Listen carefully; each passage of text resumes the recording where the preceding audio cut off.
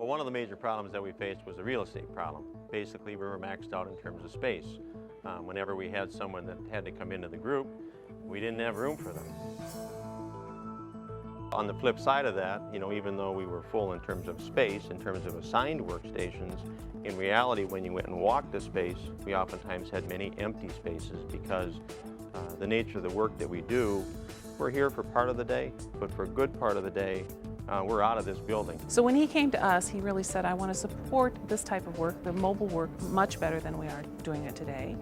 And also I want to leverage the real estate. He said, I just have empty workstations everywhere, and how do we kind of reallocate that real estate and leverage it in better ways?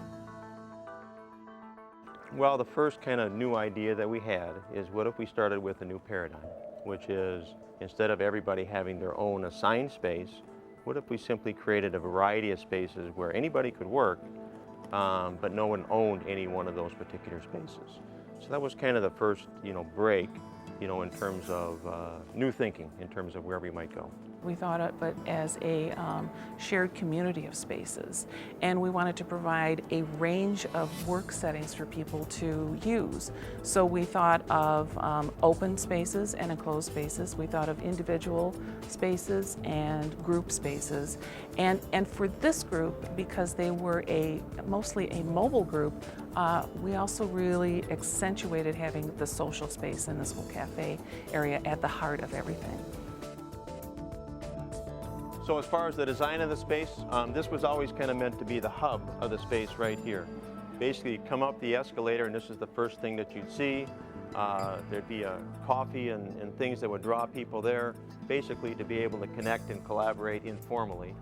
Surrounding the space then, we've got some cafe-type tables that people can either work individually or collaborate with other people at the same time. Along each of the walls, we've got much more private space. So if you need to hunker down and not be interrupted, you've got some spaces to go there. We've got some meeting spaces, frankly, right in the middle of the open space that's accommodated by some of our new Mediascape product as well too.